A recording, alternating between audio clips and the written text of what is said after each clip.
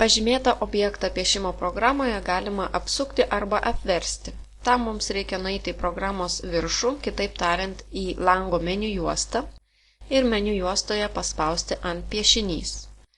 Ir pavyzdžiui, mes galime šitą piešinuką apversti antraip, angliškai parašyta flip, paspaudžiam ir štai apelsinas apsivertė aukštyn kojom.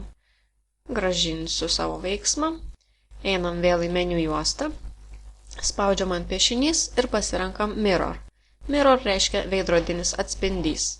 Pasirenkam ir štai apelsinas lyg ir žiūri į kitą pusę negu prieš tai. Toliau vėl einam į meniu juostą ir galime paveikslėlį sukti pagal laikrodžio rodyklę arba prieš, kairėn arba dešinėn ir paveikslėlis sukasi. Dar pažymėtą paveikslėlį galima kopijuoti ne tik į tą pačią programą, bet ir į kitą.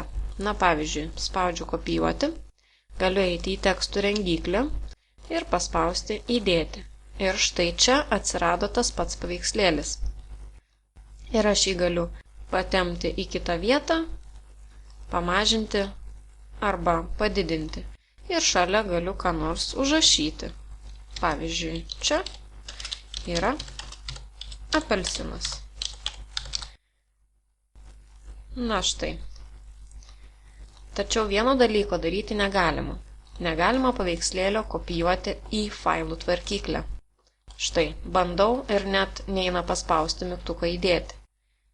Kodėl taip neina padaryti? Todėl, kad tas paveikslėlis yra ne pats failas, o failo dalis. Failas būtų, jeigu aš išsaugočiau šitą tekstinį dokumentą. Arba failas būtų, jeigu aš išsaugočiau šitą piešinį.